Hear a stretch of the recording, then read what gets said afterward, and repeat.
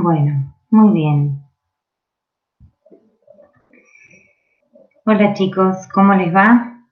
Bienvenidos a esta nueva unidad de fisiología, donde vamos a ver al tejido sanguíneo, la fisiología de la sangre, ¿sí? En esta ocasión vamos a arrancar con generalidades y funciones del tejido sanguíneo, proteínas plasmáticas, hematopoiesis y hematocrito. Para arrancar, vamos a empezar diciendo que la sangre es un tejido conectivo, líquido, especializado, que está compuesta por una parte líquida, que es el plasma sanguíneo, y elementos celulares que están suspendidos en él. Es de color rojo, ¿sí? Y ese color rojo se lo da la hemoglobina presente en los eritrocitos, ¿sí? De acuerdo a la saturación de oxígeno que presente la sangre, va a ser más brillante, como es en las arterias, o más oscura, como es en las venas, ¿sí? La sangre es más densa y 3 o 4 veces más viscosa que el agua, es ligeramente pegajosa al tacto, ¿sí? Y constituye alrededor del 15 a 20% del líquido extracelular, ¿sí? Recuerden que el líquido extracelular era 2/3 aproximadamente, lo que era el líquido intersticial que bañaba las células, y el tercio restante era el plasma o la sangre que circulaba por los capilares sanguíneos, ¿sí? El órgano productor u órgano hemopoyético o hematopoyético es la médula ósea roja, ¿sí? O MOR. No siempre, ahora vamos a ver cómo va cambiando el lugar de la hematopoiesis a lo largo de la vida y desde la gestación, pero toda la vida va a ser la médula ósea roja, que va a variar su ubicación desde que somos niños hasta que somos adultos. La temperatura es de alrededor de 38 grados centígrados y su pH es ligeramente alcalino, entre 7,35 y 7,45. ¿Qué funciones tiene la sangre? Una de las funciones más importantes es la de transporte, ¿sí? Las células no pueden ir a buscar o hacer intercambios y moverse ellas solas, lo tienen que hacer a través de un medio líquido, lo hacen a través de la sangre y del líquido intersticial. A través de la sangre se produce todo lo que es el intercambio gaseoso, ¿sí? De oxígeno y dióxido de carbono, entre los pulmones y el corazón, y entre los pulmones y los tejidos, respectivamente, ¿sí? Lo mismo sucede con los nutrientes, metabolitos, hormonas y la eliminación de desechos y sustancias de secreción interna, ¿sí? A través de diferentes proteínas que tiene la sangre, a través de la movilización de todo lo que son los alimentos absorbidos a través del torrente sanguíneo, es que la célula tiene sus nutrientes, ¿sí?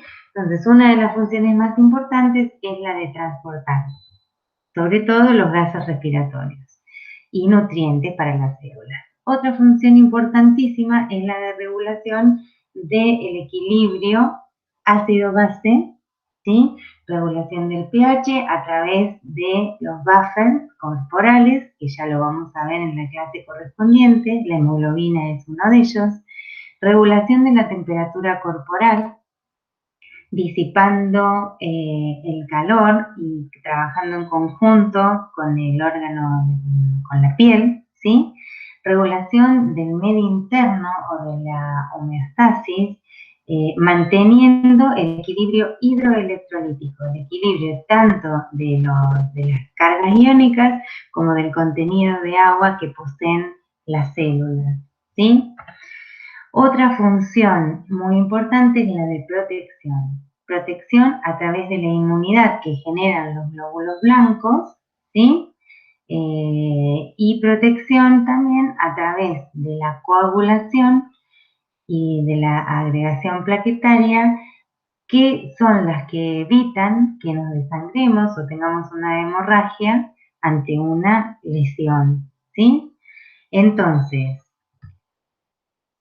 ¿cómo está compuesta una muestra de sangre? ¿Sí? Por lo general, las muestras de sangre se toman en una punción venosa, en una vena del miembro superior, más seguramente en la vena basílica del codo. La sangre, cuando se toma la muestra, si no se anticoagula, los elementos formes que tiene la sangre se aglutinan, ¿sí? Formando un coágulo, y lo que queda en el resto del tubo, esa parte amarillita, vendría a ser suero. Ahora, si cuando se toma la muestra de sangre se anticoagula, ¿sí? Que puede ser con heparina o cualquier otro anticoagulante, y se centrifuga, en el tubo de ensayo va a aparecer lo siguiente, ¿sí? Las células o elementos formes de la sangre van a decantar en el fondo o sedimentar en el fondo del tubo, y el plasma sanguíneo, ¿sí? Ya anticoagulado y con fibrinógeno, va a quedar en la parte superior. Entonces, ¿cómo está formada la sangre? La sangre representa el 8% del peso corporal total, ¿sí? En un 55% está compuesta por plasma sanguíneo, y en el 45% restante, que sería la parte inferior del tubo, por elementos corpusculares o formes suspendidos en él. El plasma sanguíneo en su mayor proporción, ¿sí? En un 91,5% es agua, y el 8,5% restante se divide en las proteínas plasmáticas y en solutos que son los electrolitos, sodio, todos los iones, sodio, magnesio, potasio, ¿sí? Los nutrientes, aminoácidos, glucosa, lípidos, los gases, oxígeno, dióxido de carbono, nitrógeno, sustancias reguladoras y productos de desecho del metabolismo celular, ¿sí? Las proteínas plasmáticas son, ahora vamos a ver las funciones que ejercen, pero son tres fundamentales, ¿sí? Las albúminas, las globulinas y el fibrinógeno, habiendo también otras proteínas que ejercen función de transporte. Ahora bien, los elementos corpusculares que representan ese 45% restante del volumen total de sangre que tenemos en el cuerpo son los glóbulos rojos, ¿sí? Que son los más abundantes y representan el 99% de ese 45%, los glóbulos blancos y las plaquetas, ¿sí? Los glóbulos blancos y los rojos son verdaderas células, mientras que las plaquetas son fragmentos celulares de una célula mucho más grande que se llama megacariocito, ¿sí? Tenemos aproximadamente entre 4,8 y 5,4 millones de glóbulos rojos, 5.000 a 10.000 glóbulos blancos, todo esto por milímetro cúbico de sangre. Y hay bibliografía que varía, pero las plaquetas van entre 150.000 y 400.000 unidades por milímetro cúbico, ¿sí? Dentro de los glóbulos blancos nos vamos a encontrar con 5 variedades, ¿sí? 3 son granulocíticos, porque en su citoplasma poseen gránulos que a la tinción y a la microscopía electrónica se ven de un determinado color, y agranulocíticos porque no tienen esos gránulos. Entonces, los primeros, los que sí tienen gránulos, son granulares o granulocíticos, son los neutrófilos, que son los más abundantes, los eosinófilos y los basófilos. Ya lo vamos a ver en detalle en toda una clase de glóbulos blancos. Los agranulocíticos son los linfocitos y los monocitos, ¿sí? Bien. Entonces, si vemos a la microscopía electrónica, vamos a ver que un glóbulo rojo se ve de esta manera, como un disco bicóncavo. Un glóbulo blanco se ve exactamente así, esférico y lleno de pedicelos, que son los que le van a permitir tener los movimientos ameboides para desplazarse hacia el sitio donde se sufre una agresión o alguna invasión de algún agente patógeno. Y las plaquetas, que son fragmentos celulares de una célula más grande, ¿sí? Son bien chiquititas. Entonces, en un frote sanguíneo, así es como se ven los glóbulos rojos, los glóbulos blancos granulocíticos, ¿sí? Y los glóbulos blancos, este que está acá, agranular, como es un monocito con otro tamaño de núcleo y demás, que ya lo vamos a ver. Los más chiquititos que están acá, estos fragmentos, son las plaquetas, ¿sí? Una cosita que les quería recordar es los sinónimos, ¿sí? Los eritrocitos también se llaman glóbulos rojos o hematíes, ¿sí? Y tienen la función más importante, que es la de transportar los gases, transportar oxígeno y dióxido de carbono a través de su unión de la hemoglobina, ¿sí? Los glóbulos blancos también son llamados leucocitos, ¿sí? Leuco de blancos, leucocitos, y tienen prioritariamente la función de defensa e inmunidad en el cuerpo. Y las plaquetas también son llamadas trombocitos y tienen la función de la coagulación sanguínea, ¿sí? Para evitar hemorragia. Ahora, las proteínas plasmáticas, que dijimos que eran ese 7% del volumen total del plasma, y que en el plasma representaban 7 gramos por decilitro en un adulto normal, son proteínas que se sintetizan en el hígado. La más abundante es la albúmina. La albúmina es la que determina la presión osmótica del plasma. ¿Qué significa eso? Las proteínas, la membrana de los capilares es impermeable a las proteínas. ¿Y eso qué garantiza? Que si se quedan dentro de los vasos sanguíneos, ¿sí? Y ejercen la presión osmótica que tienen, atraen agua hacia ellas. O sea que el agua siempre está dentro de los vasos.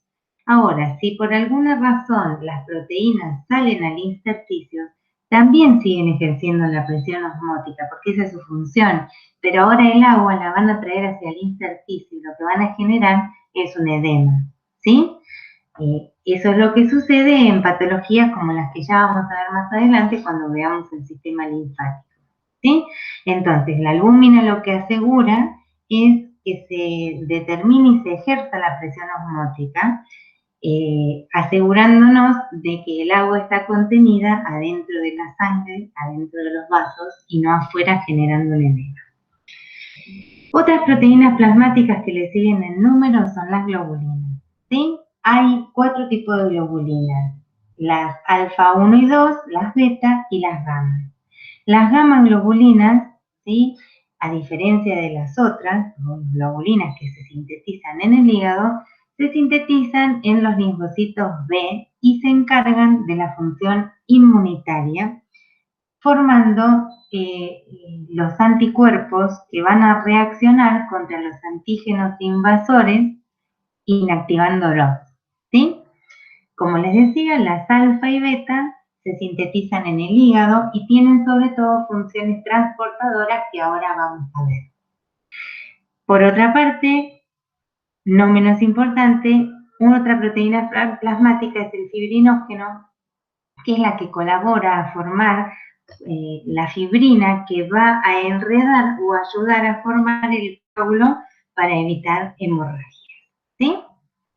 Bien, las otras proteínas transportadoras de las que yo les hablaba eran las alfa y beta globulinas sintetizadas en el hígado, y cada una va a tener su nombre según lo que transporte, ¿sí? Entonces, una muy importante es la transferrina, que va a transportar hierro. la transfobalamina va a transportar vitamina B12, las apoliproteínas van a transportar lípidos, la transportina cortisol y la célula plasmina cobre, ¿sí? Entonces son muy importantes para varias cosas. Una, mantener la presión coloidosmótica, ¿sí? Para ello ejercen una fuerza a través de la membrana que atrae el agua hacia la sangre, evitando la pérdida de líquidos hacia el intersticio, ¿sí? Otra función importante, dijimos, era la amortiguación del pH, el transporte de las sustancias, la coagulación sanguínea a través de fibrinógeno y la inmunidad a través de los glóbulos blancos, sobre todo las gamas globulinas. Dijimos que el volumen total que la sangre representaba el 8% del volumen total del cuerpo, ¿sí?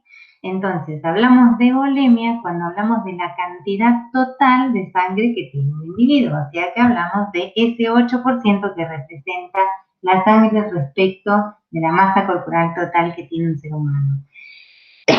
Se puede calcular sumando el volumen plasmático total y el volumen globular total, ¿sí? Esa volemia es de aproximadamente 5 a 6 litros en el hombre adulto y 4 a 5 litros en la mujer adulta, ¿sí? ¿Qué es el hematocrito? El hematocrito es el porcentaje del volumen total ocupado por los glóbulos rojos en una muestra, ¿sí? Si yo tengo este tubo de ensayo y dijimos que aproximadamente el 45%, ¿sí? 44% en realidad. ¿Por qué? Porque no solo están los glóbulos rojos, en esta delgada línea que es menos pesada que los glóbulos rojos y más pesada que el plasma, se encuentra la capa leucoplaquetaria, que responde a menos del 1% del volumen, pero que corresponde a ese 45% correspondiente a los elementos corpusculares totales que tiene la sangre, ¿sí? Pero entonces, cuando hablamos del hematocrito, hablamos de la cantidad de glóbulos rojos que tiene una muestra, ¿sí? Expresada en porcentaje. Entonces, ese valor promedio normal varía de 47 más menos 5 en el hombre y 42 más menos 5% en la mujer, ¿sí? ¿Por qué varía en el hombre y la mujer? Por la presencia de la testosterona, ¿sí? La testosterona en los varones lo que hace es estimular a la eritropoyetina, que está producida en el riñón, y que es una proteína o un factor de crecimiento que estimula la producción de glóbulos rojos, ¿sí? Entonces, más testosterona, más síntesis de eritropoyetina o EPO, más producción de glóbulos rojos, y si yo tengo más glóbulos rojos, tengo un hematocrito mayor, ¿sí? ¿Qué sucede? Cuando hay anemias graves, puede caer hasta el 10% y ante policitemia puede llegar a 65% o más, con lo cual en la policitemia se van a encontrar con la siguiente dificultad. Si yo tengo demasiados componentes corpusculares en la sangre se vuelve más viscosa. Si está más viscosa, ¿sí? Va a ser más difícil moverla, o sea que yo voy a tener que aumentar la presión arterial para poder mover esa sangre. Y si yo muevo una sangre demasiado densa y aumento demasiado la presión arterial, puedo tener un riesgo de infarto, ¿sí? Entonces, cuando sube, vamos a ver en esta foto, cuando aparece la policitemia, por ejemplo, en situaciones de altura o cuando hay una enfermedad renal, cuando hay insuficiencia, hipoxia, perdón, en los tejidos. Cuando hay falta de oxígeno, se estimula la producción de EPO y se producen muchos glóbulos rojos, ¿sí? Cuando hay deshidratación hay menos contenido de líquido y la sangre se pone muy viscosa y aumenta el eritrocito, entonces también puede haber policitemia. Y también puede haber, por ejemplo, en los atletas que se inyectan este factor de crecimiento para tener más cantidad de glóbulos rojos, y tener más oxígeno y mejor rendimiento, ¿sí? Entonces, la policitemia tiene bastantes causas y muchos riesgos, ¿sí? Así como los tiene la anemia también, que es la disminución grave, ¿sí? Más o menos grave de los glóbulos rojos en la sangre. Ahora, así como la bulimia se puede determinar por una fórmula, el hematocrito también. Entonces, así medio rapidito, vamos a ver que el hematocrito se puede determinar dividiendo el volumen globular total sobre el volumen sanguíneo total. Entonces voy a tener distintas situaciones, ¿sí?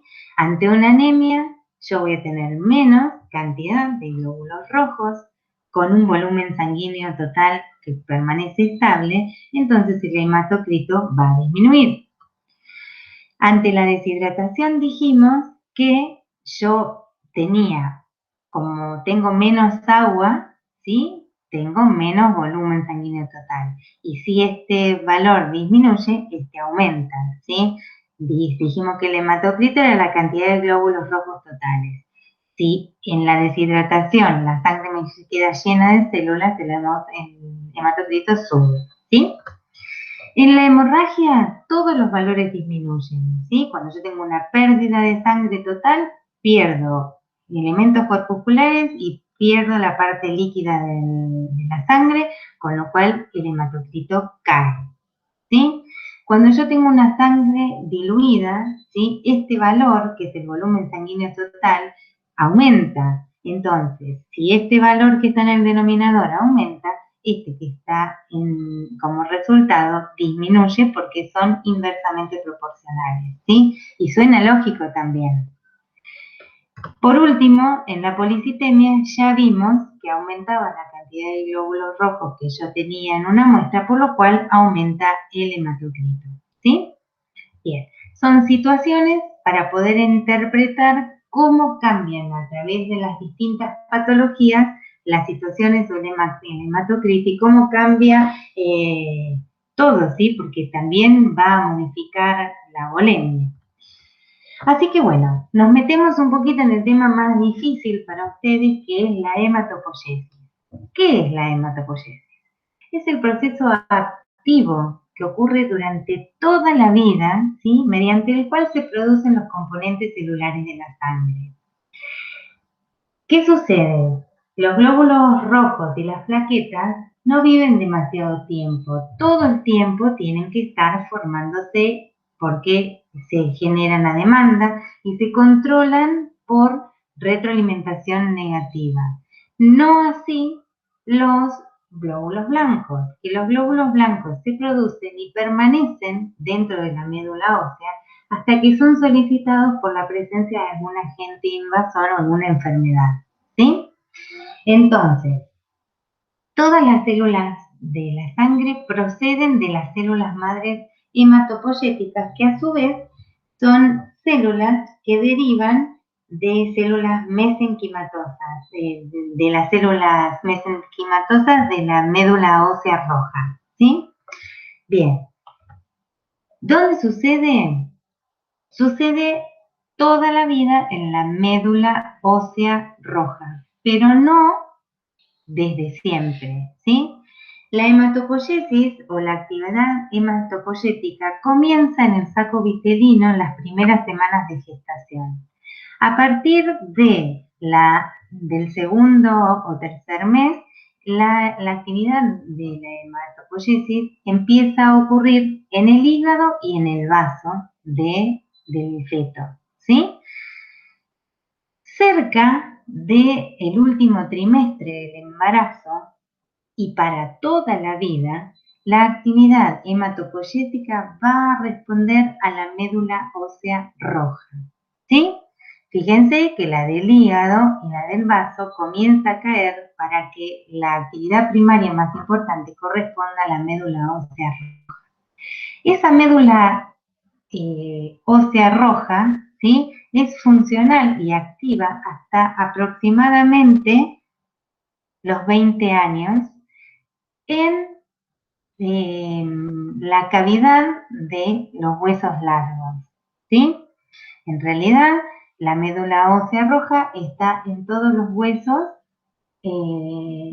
largos, ¿sí?, de los niños y hasta los 20 años aproximadamente, que empieza a tener su localización a partir de esa edad en los huesos esponjosos o trabeculares y en las epífisis de los huesos largos, ¿sí? Entonces, la médula ósea roja y activa empieza en el adulto a localizarse en las trabéculas de las vértebras, esternón, costillas, cresta ilíaca y en las epífisis esponjosas de los huesos largos como pueden ser la tibia o el fémur, ¿sí? Cuando se necesita hacer una punción o una biopsia de la médula ósea para determinar alguna patología en especial, como puede ser una leucemia, un linfoma o confirmar un diagnóstico, ¿sí?, o ver si hay metástasis, la punción en los niños por lo general se realiza en las vértebras y en los adultos se suele hacer en la cresta ilíaca o en el esternón, ¿sí? Bien, otra cosa, a lo largo de la vida, la producción de células sanguíneas va disminuyendo, ¿sí? No es lo mismo la que se necesita con el crecimiento que cuando ya está estabilizado el mismo, ¿sí?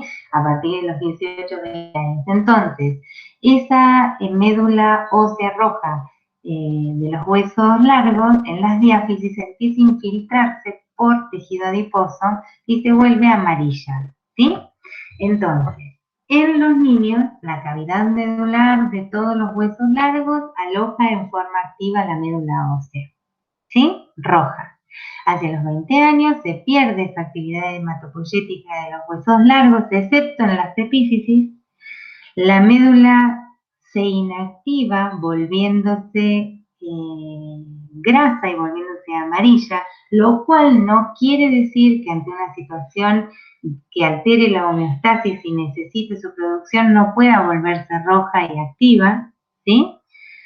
Pero, en definitiva, lo que queremos ver es que la hematopoiesis se realiza, ¿sí?, desde el último trimestre y el nacimiento y toda la vida en la médula ósea roja. ¿Bien? ¿Qué sucede? Dijimos que todas las células sanguíneas parten de las células stem o células madre, ¿sí?, que son células de la médula ósea roja que derivan de células mesenquimáticas. Estas células, ¿sí?, van a diferenciarse ¿en qué? Las stem cells se van a diferenciar en células progenitoras y esas células progenitoras van a sufrir otra diferenciación más en células precursoras o blásticas y van a determinar cada una progenie definida, ¿sí? ¿Qué sucede? Las células stem cells, ¿sí?, las células madres son indiferenciadas, ¿sí? Uno al microscopio no puede determinar qué tipo de células son pluripotenciales porque de ellas derivan todas las progenies de la sangre y son autoperpetuables porque sufren mitosis constantes y se perpetúan ellas mismas, ¿sí? Se dividen permanentemente. Las células progenitoras, también llamadas unidades formadoras de colonias, aún son indiferenciadas. No puedo diferenciarlas y decir qué tipo de células son en el microscopio. Y tienen una escasa capacidad de autoperpetuarse, aunque también se duplican por mitosis. En cambio, las células precursoras o blásticas, ¿sí?, son identificables morfológicamente a la microscopía y tienen una proliferación muy activa por originar las células terminales de cada progenie, ¿sí? O sea, vamos a ver este cuadro que es tan complicado, ¿sí? Cada célula madre pluripotencial, indiferenciada y autoperpetuable de la médula ósea roja se diferencia en dos tipos de células madres, ¿sí? O dos líneas de células madres, la mieloide y la linfoide, ¿sí? La célula madre mieloide se diferencia a su vez en una etapa de diferenciación que son las células progenitoras o unidades formadoras de colonias, ¿sí? Que llevan, después del guión, la letra del elemento forme que después va a salir a la sangre, ¿sí? Entonces, las unidades formadoras de colonias son de eritrocitos, unidades formadoras de colonia megacariocíticas, unidades formadoras de colonia granulocíticas monocíticas, ¿sí? Y la célula madre linfoide inicia su diferenciación en la médula ósea, pero la termina en los tejidos linfáticos, ¿sí? Llámese timo, llámese ganglios linfáticos, ¿sí? Todos los tejidos linfáticos que ya vamos a ver en una clase en particular. Bien. Primera célula o etapa de diferenciación, dijimos, todo parte de una célula madre pluripotencial. La segunda etapa es las unidades formadoras de colonias, que son las células progenitoras. La tercera son las blásticas o células precursoras. La precursora de los glóbulos rojos van a ser los proeritoblastos. Los precursores de las plaquetas o trombocitos van a ser los megacariocitoblastos. ¿Por qué megacarioblasto o megacariocitoblasto? Porque es la precursora del megacariocito, que es una gran célula muy grande que se fragmenta y que da como resultado las plaquetas o trombocitos, ¿sí? Por otra parte, los mastocitos son células que se diferencian directamente de la célula madre mieloide, ¿sí? Que no tienen células progenitoras y que salen directamente a los tejidos para ejercer su función. Por otra parte, tenemos la unidad formadora de colonias granulocítica monocítica, que va a dar las células precursoras o blásticas para los leucocitos granulocíticos, que cada uno va a llevar el nombre de la progenie que va a dar definitivamente en la sangre. Entonces van a dar los mieloblastos eosinófilos, mieloblastos basófilos o mieloblastos neutrófilos. Estos tres son los leucocitos o glóbulos blancos granulares. Tienen gránulos en su citoplasma que se tiñen de un determinado color. Fíjense si son más basófilos, son más azules, si son eosinófilos más naranjas, ¿sí? Y permiten diferenciarlos a la microscopía electrónica, ¿sí? Esta unidad formadora de colonia también tiene como célula precursora los monoblastos. ¿Qué van a dar? Van a dar los monocitos, que van a salir a la sangre, que es un tipo de leucocito agranular como los linfocitos, y que cuando salen a los tejidos aumentan mucho su trabajo, ¿sí? Aumentan mucho su tamaño y se convierten en macrófagos. ¿Bien? Con una actividad fagocítica importante de defensa.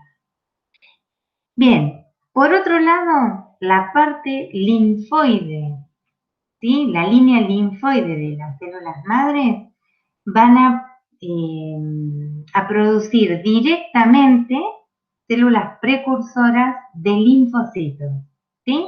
Las células madres linfoides, acuérdense, generan los linfocitos T, los linfocitos B y los linfocitos NK o natural killer o asesinos naturales también se llama, que ya lo vamos a ver cuando veamos inmunidad. Estos linfocitos B van a ser los encargados de salir como plasmocitos a los tejidos y formar los anticuerpos. Bien, entonces, repaso de una célula madre pluripotencial que se diferencian dos líneas de células madres, una mieloide y otra linfoide.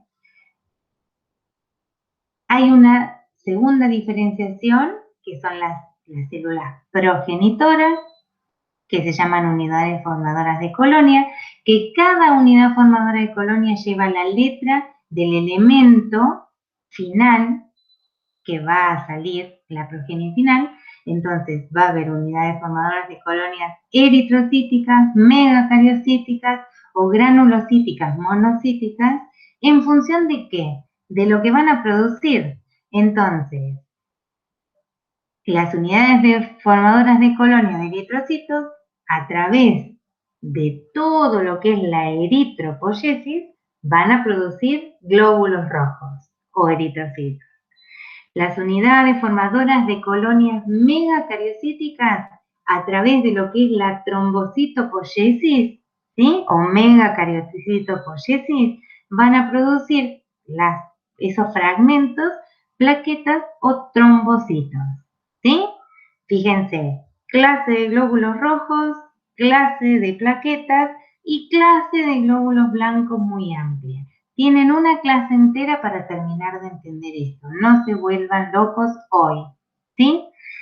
Sí sepan que esta unidad formadora de colonia va a generar los granulocíticos, o sea, los glóbulos blancos que son granulocitos, o sea, los eosinófilos, basófilos y neutrófilos, y los monocitos, ¿sí? El resto de los glóbulos blancos, que son los linfocitos, provienen de una célula madre linfoide, que inicialmente arrancó su diferenciación en la médula, ¿sí? Que inicialmente fue mieloide, pero que termina su diferenciación en los tejidos linfáticos. ¿Bien? Unidad formadora de colonias, células precursoras, todos los blastos que se les ocurran, y las células sanguíneas tal cual salen al torrente sanguíneo. Glóbulos rojos, glóbulos blancos, plaquetas. Estos de acá abajo son las células cuando entran a los tejidos. Los monocitos se transforman en macrófagos y los linfocitos B en plasmocitos, generando anticuerpos, mientras que los mastocitos están en los tejidos y provienen directamente de la célula madre mieloide. Bien. Los factores de crecimiento hematopoyéticos, ¿sí? Son aquellos que ayudan a regular la diferenciación y proliferación de las células progenitoras. O sea, son las que estimulan a las unidades formadoras de colonia para producir el elemento forme que le corresponde, ¿sí? Así, la EPO o eritropoyetina que se produce en el riñón aumenta el número de precursores de glóbulos rojos, por ejemplo, en una insuficiencia terminal, ¿sí? Donde yo tengo menos cantidad de glóbulos rojos, ¿sí? Y entonces es imposible seguir produciendo la eritropoyetina. Entonces necesito administrarla externamente y eso se produce en laboratorio, ¿sí? Sintéticamente. Entonces, normalmente la eritropoyetina es una hormona, una proteína que se ve estimulada, mayormente se acuerdan por la testosterona, y que estimula la producción de los glóbulos rojos. Cuando no alcanzan la eritropoyetina que necesitamos, se puede administrar externamente, ¿sí? La trombopoyetina se produce en el hígado y estimula la producción de plaquetas a partir de los megacariocitoblastos, ¿sí? ¿Dónde se utiliza? Cuando hay procesos de quimioterapia, trastornos de la coagulación, ¿sí? Para aumentar el número de plaquetas, por ejemplo, después de una quimio o después de los rayos en un paciente oncológico. Y por otro lado, también tenemos los factores de crecimiento hematopoyéticos ¿de qué? De los glóbulos blancos, ¿sí? Son las citocinas, entre ellos el factor de crecimiento de las unidades formadoras de colonia de los granulocitos y monocitos, que no es más que un factor de crecimiento que estimula la producción de glóbulos blancos en pacientes oncológicos, ¿sí? Que necesitan aumentar sus defensas. En fin, la sangre es un tejido muy importante, muy vital, que salva vidas. Entonces los instamos a que tomen conciencia de que donar sangre es donar vida, donar médula ósea es donar vida también. Es solo un ratito y tenemos que tener en cuenta de que lo que para nosotros es un ratito es la vida de otra persona, ¿sí? Así que, bueno, acá damos por concluida la clase de hoy y vamos a continuar la próxima con glóbulos rojos, si Dios quiere. Hasta la próxima.